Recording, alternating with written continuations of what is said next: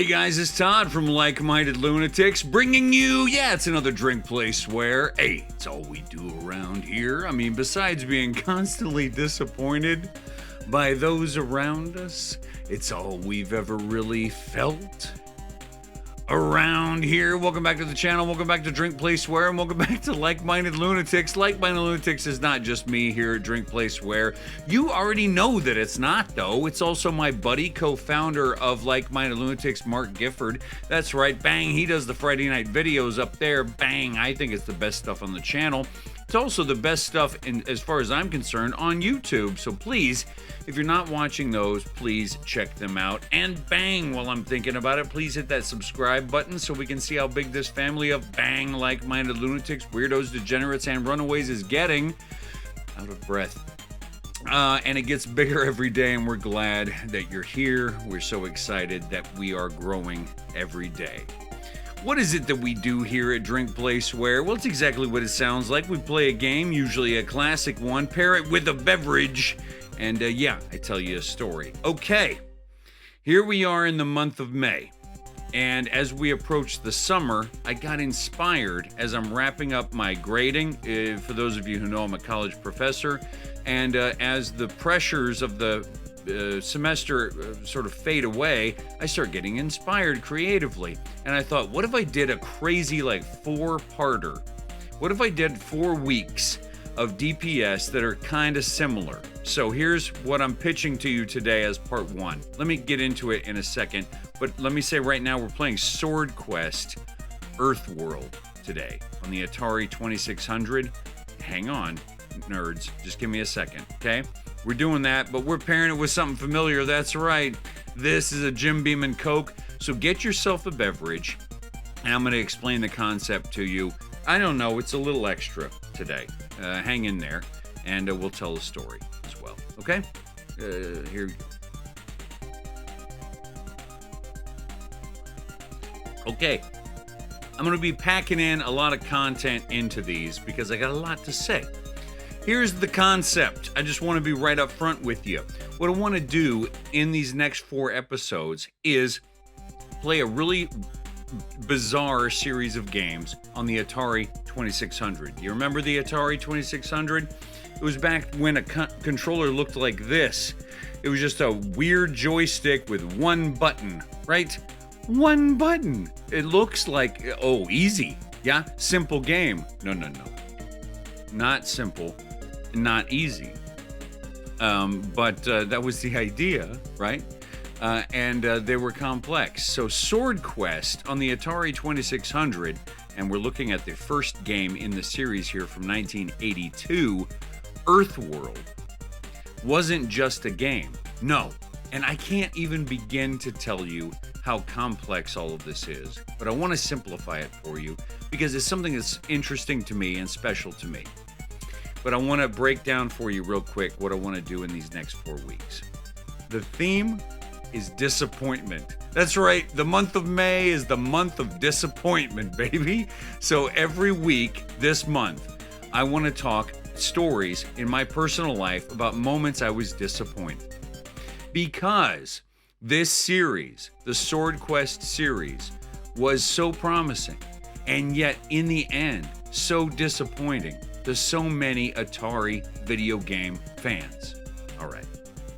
So there are going to be, like, with each of these stories, 2 parallel tracks running. One, I'm going to be talking about the game and what was going on with the game in history. And then 2, a little personal story of mine that shares something in terms of disappointment. I hope you're up for it. I don't know. If it seems a little intense for you, have a sip and, let's kick back. I'm sorry. Sometimes I'm a little intense. If you're going to be in relationship with me, then you're going to have to be up for it. This is Swordquest on the Atari 2600. Okay. So let's get into that a little bit first. Then I will tell you my story. Swordquest was not just a game. Swordquest was announced as 4 games. The day game 1 came out, they said this is going to be 4 games. It's a fantasy series. So you can see the sword here. You can tell it's a fantasy series, right? 1982. I was 1 year old. 1 years old? No, don't do that. 1 years old when this thing came out. But so I don't remember it. So I'm looking back at the old stuff now, right? But here's the thing. It wasn't just a game. It was announced as a series. But it wasn't just a series, because when you bought the game, it came with a comic book. That's right. Because the Atari 2600, let's just be honest, the graphics fucking sucked, right? They're terrible. You can't tell what the hell's going on or what you're looking at. So they got these amazing artists and writers. This is a DC comic, to give you, with your purchase of the cartridge, this comic book. And this is not just a couple of pages. This is a fully produced comic book that shows you the world of Swordquest. And in this first game, Earthworld, okay? And it's everything you expect in fantasy. You see, you got a monster there. There's also, scantily clad women and everything. You're getting everything you expect from your high fantasy, right? See that there? Look at that disgusting monster. It's wonderful. And so, what you get is a comic book so you can sort of wrap your head around the narrative, and then you start playing. But it's not just a video game, and it's not just a promised video game series, and it's not just a comic book, but they also announced a contest. And in this contest, you were asked to play the game and to solve a puzzle. That's right. It's a mental puzzle as well, because within the comic book, there were little things inside that were meant to trigger you to figure out how to win the contest. So just to give you a quick little teaser of this, you will notice that on page 1, there is like a little poem, right? And in that poem, there are 2 words in that stanza that are in different colors. And you see that it says prime number. You see the second line says prime, and the fifth line says number. This is a hint that you need to be aware of prime numbers whenever you see them. It's this kind of little riddle that it asked of you. And this led to, if you were good enough at the game, you to actually win $25,000. In 1982, that's a considerable amount of money, so very exciting. So, where we will leave the narrative of Swordquest today is just to say that when it initially came out, fans were so excited. They were promised 4 games. They were given a comic book and the promise of $25,000. They were also told that after the 4th game came out, there was going to be an ultimate prize, a massive prize at the end of this. Because each game not only came with a cash reward, with like a gold talisman of some kind. I believe that this came with a sword. And let me just give you an image of the comic book version of the sword, okay? But there's a guy in the world in 1983 who walked away from a championship with a gold sword. Okay. I mean, that's some nerd shit, but it's also true that it happened. Now, with the time we have left, let's play the game and let me tell you a true story about my life. Because, I mean, that's kind of my style in these. But I will say, I don't know shit about this game in terms of the actual gameplay. Now, what I told you at the beginning of this was that this series of stories the theme is going to be disappointment. So I want to share with you today just a simple story of disappointment. You see this? What are we doing? I don't even know how to navigate these rooms. I have no idea what's happening. A story of disappointment, okay? There's one button. Don't you think it'd be a little easier to navigate this game? All right. Let me tell you my story real quick. I know the game is going and I haven't played it much at all.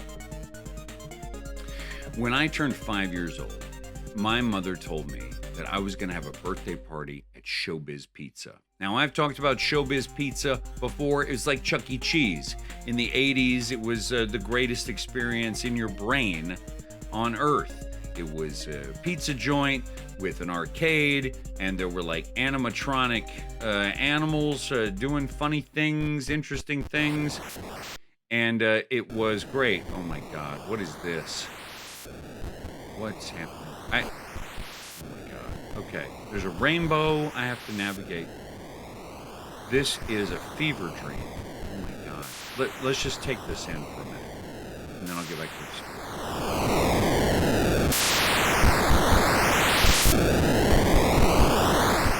Oh no.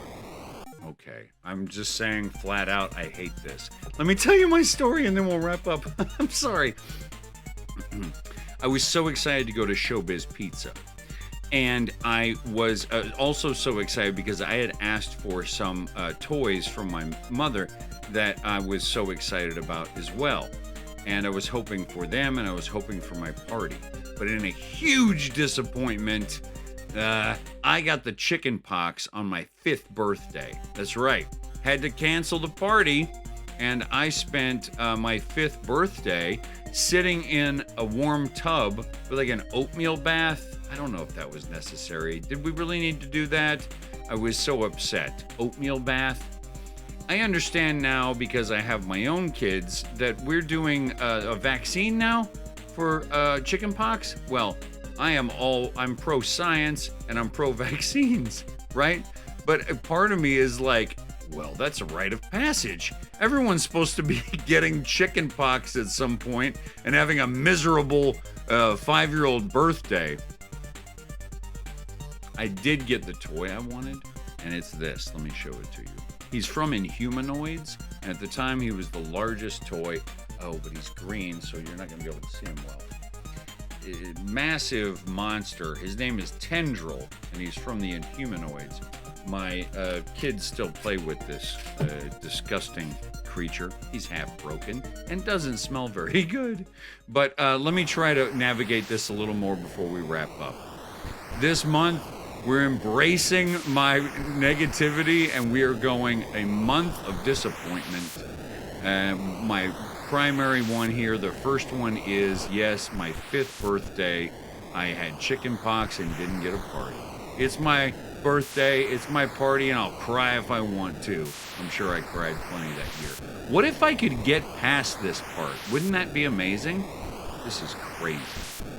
This is a disgusting fever dream of a level, and if I was given this as a kid in the 70s, and this cost me $60, or my parents $60, I can understand why I would rage quit and cry. Oh my God. I'm kind of close. Sorry. No. Fuck this. This is bullshit.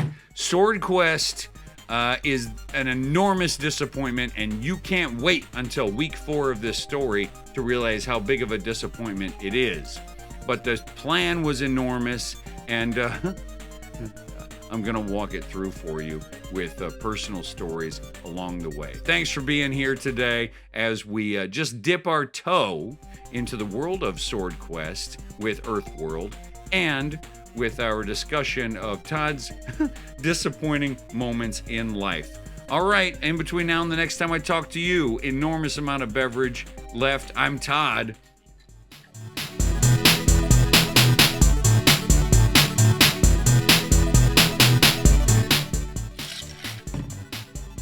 That is so cold, it's painful. See ya.